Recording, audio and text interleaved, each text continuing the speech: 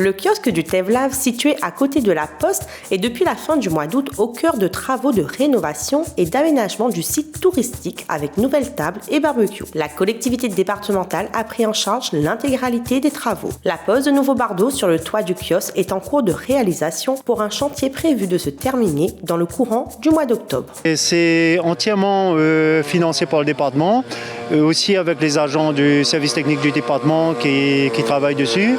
Et nous, la mairie, on met des agents à disposition pour les aider à la réalisation de ces travaux. On a rajouté un foyer, un barbecue, pour que les gens puissent faire à manger ou allumer le feu pas n'importe où. On va rajouter des poubelles, on remet des massifs autour fleuris pour que ce soit bien accueillant. On a fait pas mal de rénovations autour de ce kiosque. Et on va enlever la barrière qui est en fer, on va le mettre en bois et on va refaire des petits rattrapages en maçonnerie aussi pour que ce soit vraiment bien accueillant et un site qu'on espère que ça va rester propre et respecté. Le projet TKD, qui consiste à planter 6000 arbres endémiques et indigènes sur l'ensemble du territoire d'ici 2026, avance bien sur le terrain conformément au programme de plantation. Point sur l'avancement de ce vaste chantier vert mené pour embellir avec ces plantes endémiques notre belle commune. À l'heure d'aujourd'hui, on est à 2400 exactement d'endémiques et d'indigènes plantés sur notre territoire. Donc on peut avoir quelques noms de plantes endémiques plantées. Là, juste derrière vous, il y a des plantes endémiques. Oui. C'est quoi le nom, l'appellation ? Alors là, on a un magnifique mahot au bord de mer, on a des bois rouges, on a des bois durs, on a un joli bois de fer. On a quand même plusieurs espèces et assez diversifiées.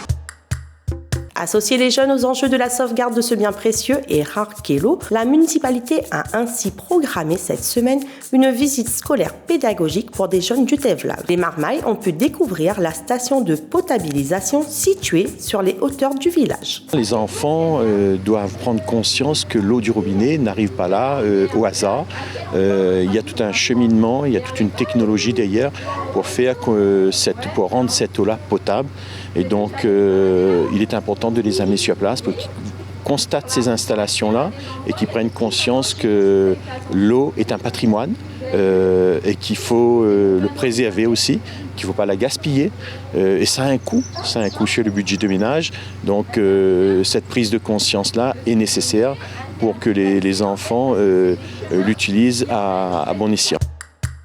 Le relais de l'insertion sous l'égide du CCAS de la ville multiplie les opérations à destination d'un public souhaitant s'insérer au mieux dans la vie active. Associée à Pôle emploi, cette collaboration a débouché sur la mise en place de 2 ateliers autour de la création d'entreprises et d'un retour sur expérience avec une structure de food truck. On a décidé de créer un double atelier, c'est-à-dire faire aussi prendre conscience aux personnes qui créent une entreprise que l'argent qui rentre dans la caisse le midi quand on encaisse des plats par exemple, c'est pas ce qui tombe dans la poche du gérant.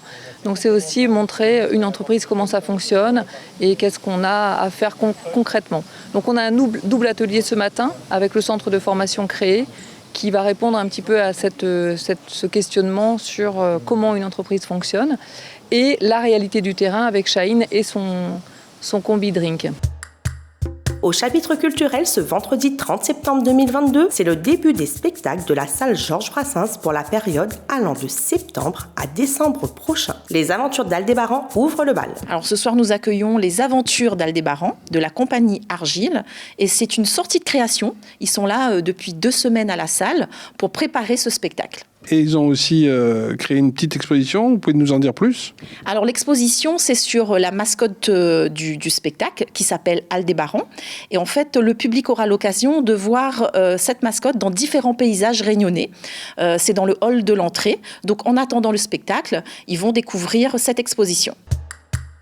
Et pour terminer, en football Super D2 dans la poule A, l'Olympique Club des Avirons, après sa défaite 3-2 sur le terrain de l'Entente de Ravine-Creuse dimanche dernier, les Avironnais 4e au classement auront à cœur de se relancer ce samedi 1er octobre à 20h sur leur pelouse du stade Polo Brabant. Ils seront opposés aux joueurs de la jeunesse sportive sainte-anoise 8e au classement. Ville les Avirons, vers un territoire durable.